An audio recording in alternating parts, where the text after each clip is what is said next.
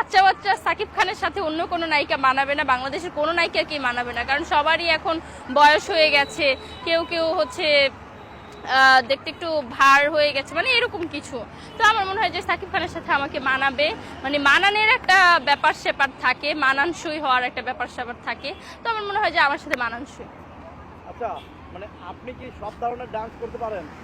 হ্যাঁ, আমি ডান্স করতে পারবো না কেন, ডান্স হচ্ছে পারি, তারপরও এখন শেখার চেষ্টা করতেছি, কারণ শেখার কোনো শেষ হয় না, আপনি যত শিখবেন তত আপনার আপনি বলতে চাচ্ছেন বাংলাদেশে কোনো নায়িকা নাই শাকিব খানের সাথে সিনেমা করার মতো?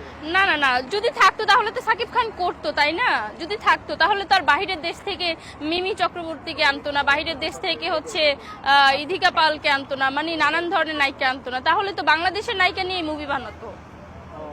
মানে আপনি দাবি করেন যে বাংলাদেশে এই মুহূর্তে যদি কোনো নায়িকা থাকে শাকিব খানের মতো সিনেমা করার মতো আপনি আছেন?